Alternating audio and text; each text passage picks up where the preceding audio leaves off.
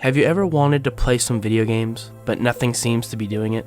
Modern games don't invoke that same feeling, and the old classics also fail to inspire. Well, if you can relate, know that I've been there too. Quite often, unfortunately. And it got me thinking, a sad thought I don't want to believe, but do I even enjoy video games anymore? And I mean truly enjoy them, for their own sake. I still play video games. I play Guild Wars 2 every day. But how much of that is just habit? Skinner box type mind tricks to keep me in the game. If I wasn't already 10 years invested, would I still play? Why do more modern games seem so uninteresting to me? With these questions in mind, I decided there was only one course of action: to go back to the start, to replay all the big key games that left an impression on me, starting as far back as I can remember, and working my way to modern day to see if I can reignite my love of video games. I've dubbed this exercise Chasing Nostalgia.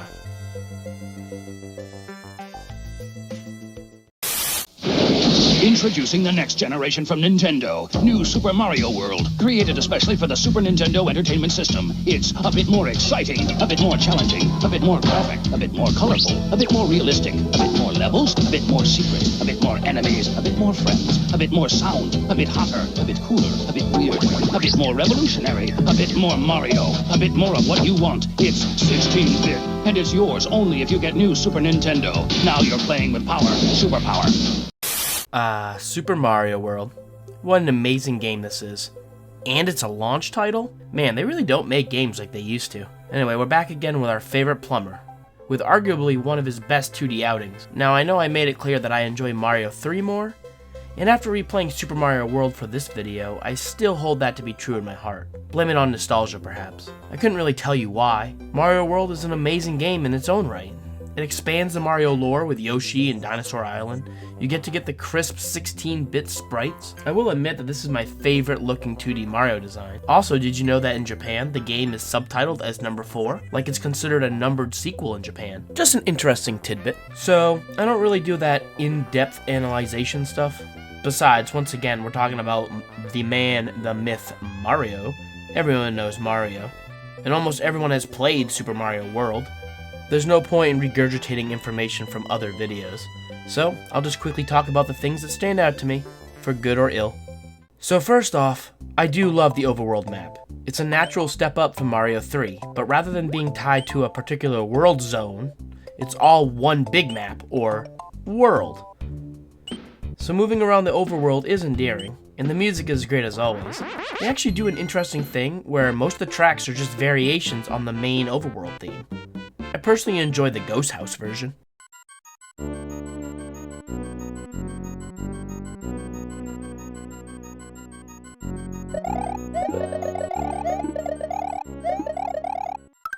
Now, in Mario World, you don't get as many power-ups as you did in Mario 3. You got your classic mushroom, your fire flower, and your Starman. Adios, bitch! But Mario World introduces the Cape Feather. It's similar to the Tanuki Leaf for Mario 3, but it has a few differences. One, it looks cool as hell.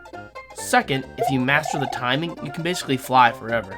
It's a very overpowered item once you learn how to use it, trivializing some levels. It'd be like having a P-wing for every single level. But to be fair, it does require skill to actually do properly, so maybe it's a fair risk-reward thing. I don't know. I'm no game designer. I'm not even a critic.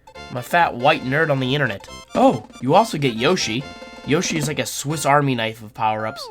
Yoshi can walk on spikes, eat enemies from range, spit fire, a bunch of stuff depending on what type of enemies you're fighting. You can also take a hit with Yoshi. You get knocked off and Yoshi will run away crying, but you can just hop back on. And you'll want him, because we all know at some point we'll have to do the dismount Yoshi for extra range jump move. It's basically tradition. Hell, ever heard of Kaizo Mario? There's these fan-made hacks that are super insanely crazy platforming levels for Super Mario that it requires pixel-perfect execution and deep knowledge of game mechanics.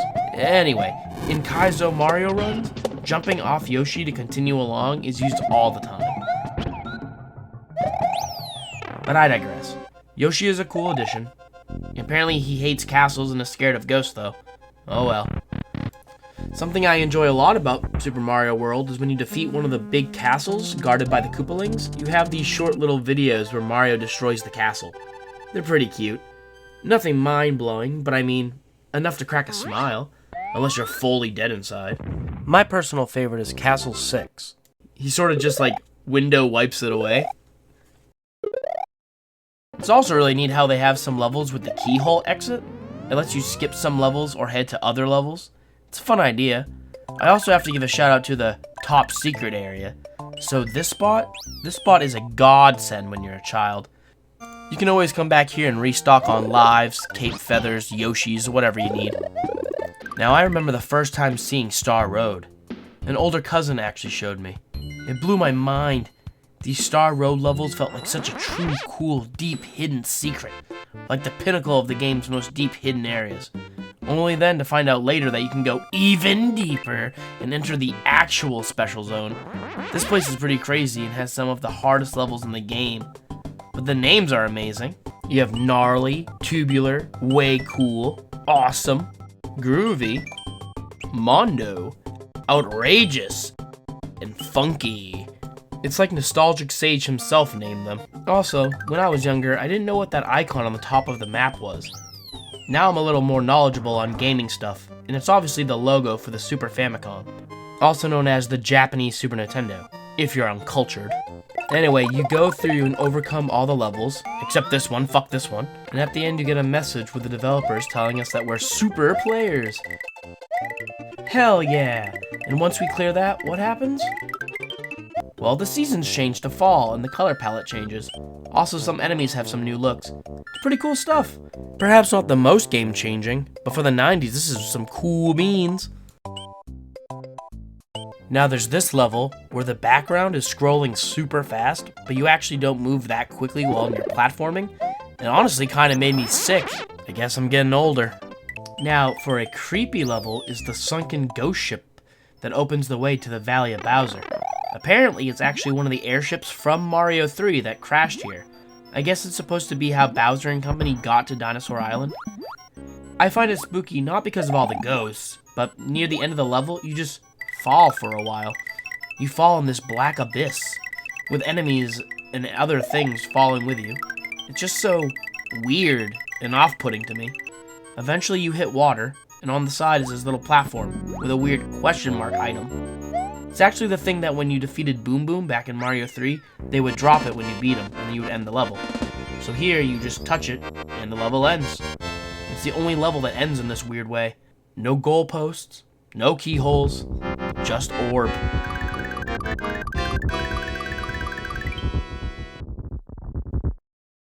So you finish up a few more levels and you get to Bowser's Castle, and then you have these multiple different rooms you can take, giving different challenges. I went with 3 and 7. I'm not really sure why. 3 just because, and 7 because it's my lucky number. And then after you do that, you have this last room which has this weird light gimmick thing. It doesn't really do much or anything, I don't know, it's just weird. Then you get to Bowser. I love this setting. You're on top of the castle, the sky is pitch black, there's no timer, no points. Just your backup item. The sky cracks with lightning. Bowser descends in his weird hover thing. What is it called? Oh, it's the Koopa Clown Car? Alright, well he pops out of it and, well, I don't know, his color is kind of off. Not his best outing. So you have this battle and he throws things at you and you have to throw them back up and bop them with it. It's definitely the best boss battle in the game. Most are super easy. Peach occasionally pops up and tosses you an item. So the game definitely takes it easy on you. Nice to at least see her try to help you though. Eventually, you beat Bowser. Peach sort of just falls out of the Koopa car. Mario then gets his only reward, and then we get the ending credits song. This ending credits theme is catchy as hell, man. Every time I hear it, it stays with me for a while. I bet it will stick with you too by the time we finish this video.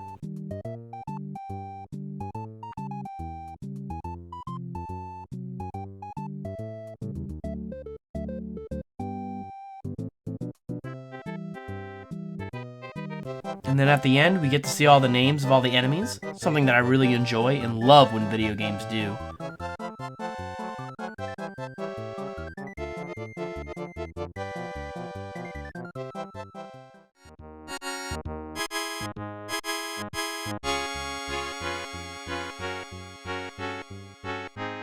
And then we end with the most impressive sprite work of Mario, Peach, and Luigi.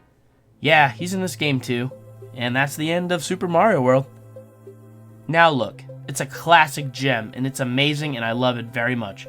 Maybe Mario 3 just feels more retro to me, or more nostalgic.